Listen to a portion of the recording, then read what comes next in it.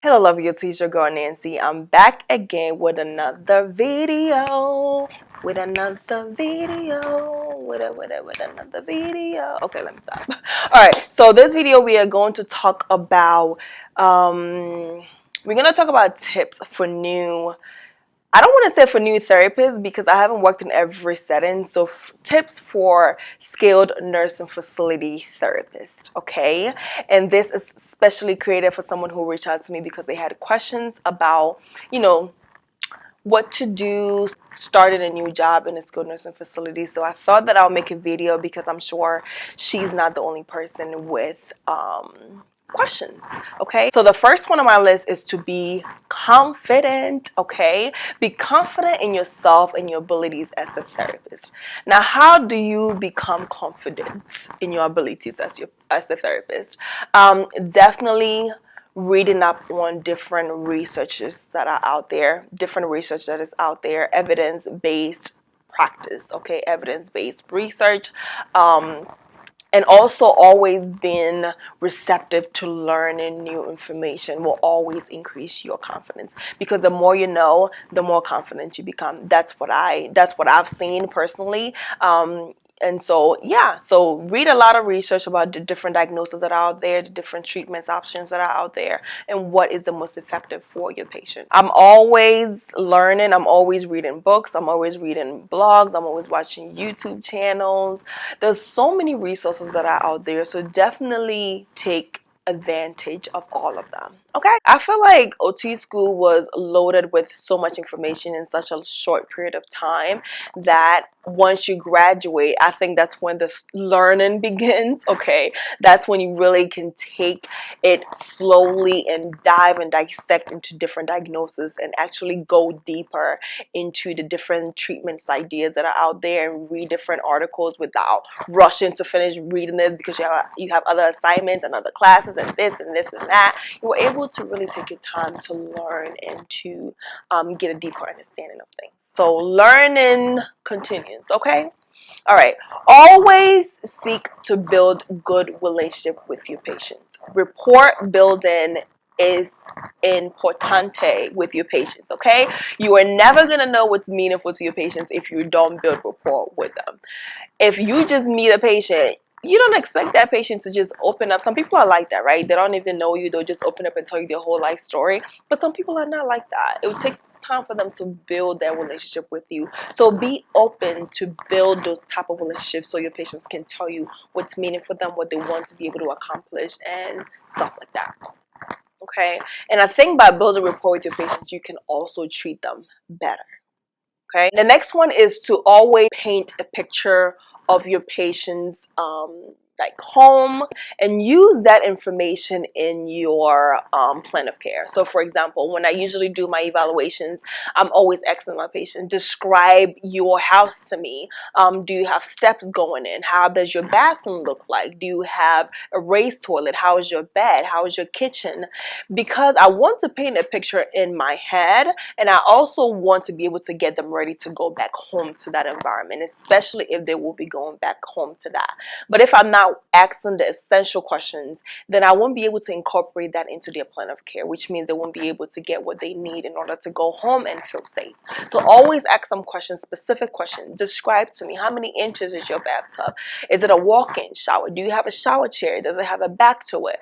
And then you can use that information to kind of have them practice these things before they go home. If you have a patient that don't ever do laundry because maybe their spouse do it or somebody else do it, then there's no need for you to really simulate them doing laundry in therapy. It's a waste of time. Actually, spend time doing something that they will be doing when they go back home. Okay? Don't always take your patient's word for what they can do. Please don't. Okay, if you just met a patient, and I always use this kind of like as a joke when I have my patients. So I'm telling my patient, right, I'm telling them like, hey, can you walk to the bathroom and use the toilet? And they're like, yeah, I can do that. I can do that. That's no big thing. I do it all the time. I'm like, oh, okay, well, can we do it together? And then you go stand up to do it with them, and they're over there about to fall off because they really cannot do it. Sometimes people really think they can do something, but they really cannot do it, but they're just telling themselves that they can because they don't want to seem like incompetent, or they kind of like, they're not comfortable with telling you that they can do something. So just tell them, if you can do it, okay, sure, can we do it together? I just want to be able to document.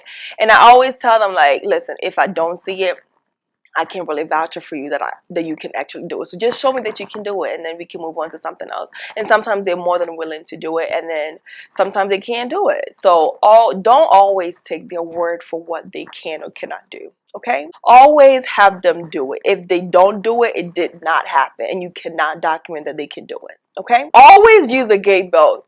Oh my God, this is so important, because if you have a patient, the patient falls, and you don't have a gait belt on them, it's going to be a huge problem for you and your license. So even if they have good balance, as long as they are in your possession, so to speak, and on your time, just put a gait belt around them just in case. The only time that I don't use a gait belt is when I've worked with this patient for a long time, and even that I'm still holding on to them. And the reason why is because, especially if they're getting ready to go home, they're not going to have a gait belt around them at home. So I just want to take it off just to see if they'll be safe without it, or without me holding on to them, or whatever. But definitely when, you know, the first few sessions, definitely put a gait belt around them when you're doing like balance activities and transfers and stuff like that. Okay? And definitely when you're doing your evals, please put the gait belt on. You don't know these people like that. Okay? Not yet. Always ask doctors questions if you have them. Don't feel that you can't. Okay, ask doctors questions if things don't make sense.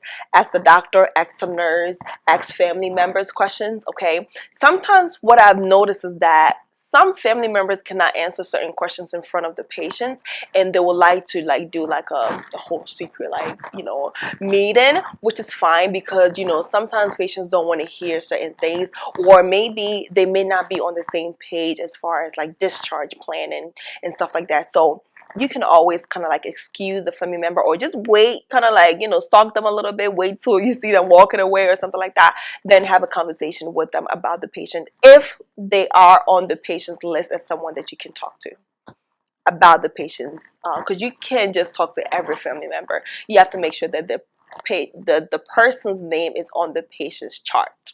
Okay, always write an order for everything and anything that you do for your patient.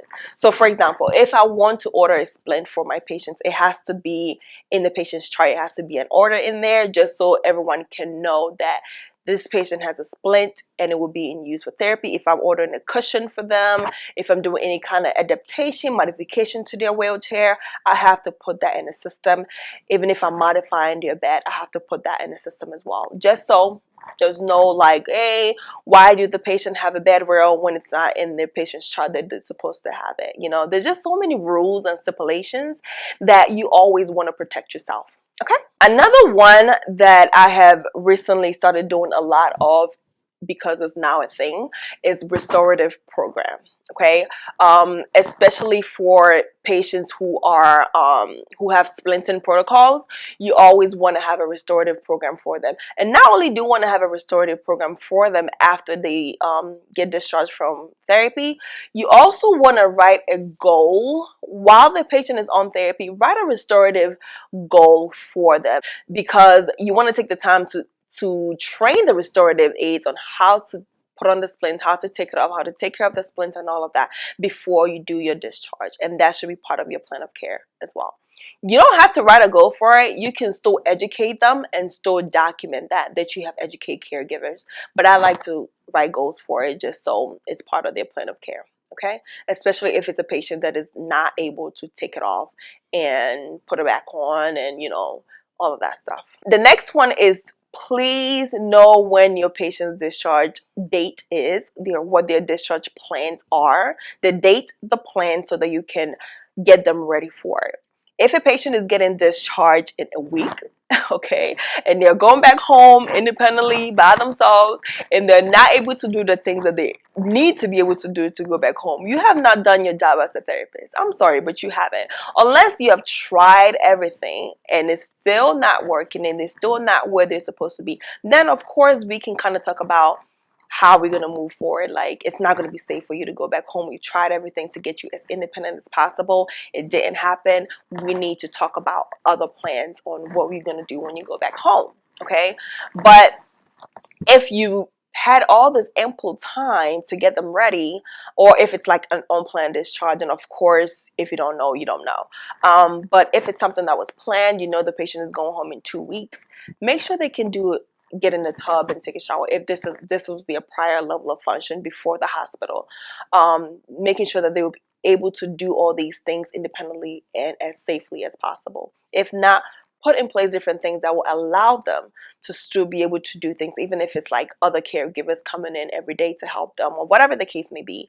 Collaborate with social worker and make sure that the patient has what they need in order to go back to wherever it is that they're going. Okay? Always report status changes. Please do. Okay? You have to protect yourself, your license, once again, and not just that. You have to protect your patients as well. Okay? From what I've seen in a lot of skilled nursing facilities, okay, they're always short-staffed. So usually I feel like therapists are able to see a lot of things ahead of time, sometimes even before the nurses and the aides, okay? So if I'm treating this patient the whole week and all of a sudden it looks like they're not really themselves, it looks like something has changed, I need to do a stop and watch, or I need to let the doctor know as soon as possible so that they can look into what's going on with the patient, because sometimes it's something very serious that's happening, and I've experienced this personally, okay? And so speak up. If something looks off, something doesn't look right, they look a little off, speak up, say something, document it, okay? You could literally be saving someone's life because you spoke up and did something about it. So don't take it lightly. It's serious stuff, okay? All right. Another thing, I think I kind of spoke about this a little earlier. If you didn't document it, it did not happen. Okay, so documentation is so important. If you're spending all this time with your patients, you need to document what they did, how they did it, how they're doing, all of that stuff. I love to document stuff like that, not just for me to keep track, but also just in case if another therapist was treating the patient, so they can know what they've been doing. Because sometimes the patient may not remember what they did the day before. So making sure you specify what they did, how they did it, and some kind of plan of what you think the next session should be. I always put a plan in my notes if it's appropriate, if it's needed. Some patients you don't really need to do it, but some patients it's like, can you please try this method the next time you have them? Okay. Report abuse accusations, even if you think it's not true. Please, for the love of God, if a patient is telling you, someone forced me, someone did this, someone da, please report it. Please report it. Even if you think it's whatever you think, it doesn't matter what you think. As long as the patient has said something, please go ahead and report it. Okay, report it to your supervisor, report it to the nurse, and then document it. Okay, and the last but not the least, whenever you are in doubt as a new SNF therapist, please always do the safest thing. Whatever the safest thing is, do that. Okay, now please make sure that you watch my other videos, because I definitely have other videos on other things that can help you as far as productivity goes, and documentations, and different like treatment skills and treatment ideas and stuff like that. So definitely do check out my other videos. Okay, I'll put some of the links in this video, and I also put some of the links down in the description bar. If you have any other questions, please don't hesitate to email me, and also contact me on Facebook or Instagram or Twitter. Okay, and I will see you in the next video. Thank you so much. Bye.